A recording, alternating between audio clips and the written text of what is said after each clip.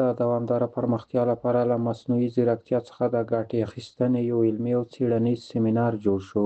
د افغانستان د دوامداره پرمختیا لپاره له مصنوعي ځیرکتیا څخه د ګټې اخیستنې دغه څیړنیز سیمینار د جهان خصوصي پوهنتون له لوري د کابل د ښوونې او روزنې پوهنتون د غونډو په تالار کې د 2 ورځو لپاره جوړ شوی، چې د هېواد یو ګڼ شمېر علمي کادرونو، د پوهنتون استادانو او محصلینو پکې ګډون کړی دی، چې د مصنوعي ځیرکتیا د ارزښت او اړتیا په اړه بېلابېل علمي بحثونه او مقالې پکې وړاندې شول. مولوي حمدالله نعماني، د مخابراتو او معلوماتي تکنالوژۍ وزیر، د نړۍ په لویو صنعتي او علمي انقلابونو کې مصنوعي ځیرکتیا څلورم لوی انقلاب وباله، چې د انسانانو په ژوند یې ډېر اغېز کړی دی. ښاغلي نعماني زیاته کړه، که د مصنوعي ځیرکتیا څخه سمه ګټه واخیستل شي، نو په ټولنه کې زیات پرمختګ رامنځته کولی شي.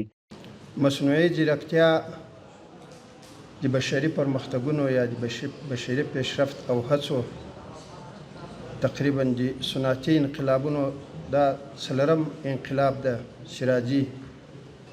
تقریبا دغه نوی انقلاب په دغه 3-4 کاله کې چې دا راپورته شو چې یو مخ د انسان له مغز او فکر نه بالکل مساوي ورسره روان ده. افغانستان هم د نړۍ په هیوادونو کې که موږ غواړو چې دا یو سیال هیواد وګرځي، د نړیوال پیشرفت نه پاتې نه شي، نو موږ تاسې هم باید خپلې هڅې ګړندۍ وساتو.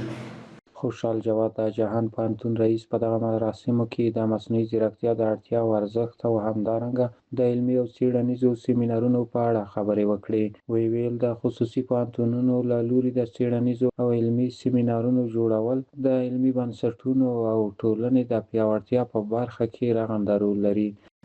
که موږ غواړو هیواد مو د نورو د احتیاج نه خلاص شي، که موږ غواړو د خپل هیواد سیاسي استقلالیت تضمین کړو، که موږ غواړو اقتصادي ثبات ته ورسیږو، که موږ غواړو د خپلو منابعو او امکاناتو خپله مدیریت وکړو، که موږ غواړو خپلو خلکو ته هوسا او آرام ژوند برابر کړو، نو د نړۍ سره باید ځان د علم پر اساس باندې سیال کړو.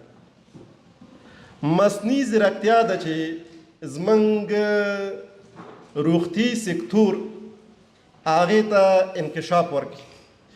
مصنوعي ځیرکتیا ده چې زمونږ تحصیلي سکتور ته انکشاف ورکړي. مصنوعي ځیرکتیا ده چې د هغې پر مرسته موږ کولی شو چې خپلې کرهڼې ته انکشاف ورکړو. د مصنوعي ځیرکتیا په اساس باندې موږ کولی شو چې د خپل هیواد ښه دفاع وکړو، ښه نظامي وسایل ولرو.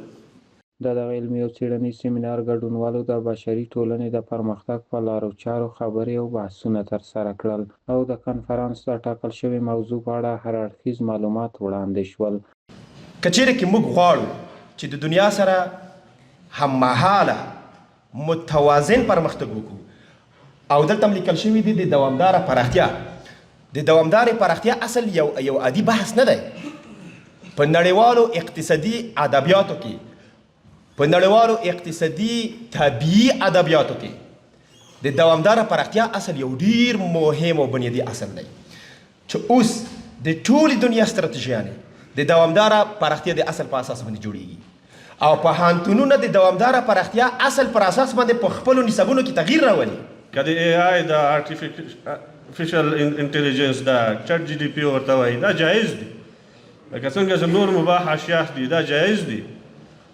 لکه څنګه چې هغه په ناجایز او حرامې طریقې سره استفاده کوي، ناجایز او حرام نه همدا رقم که دا هم په ناجایز او حرامې طریقې سره استفاده کېږي، دا هم ناجایز او حرام. اما به نفس خود و بذات خود دا ناجایز نه دي. د خصوصي پوهنتونونو له لوري د دا ډول علمي او څیړنیزو سیمینارونو جوړولو سره معیاري او پرمختللو زده کړو ته لار پرانیستل کیږي، او ځوانانو ته د نویو پرمختللو درسي میتودونو او نوښتونو څخه په ښه او اسانه توګه پوهنیز معلومات ورکولی شي.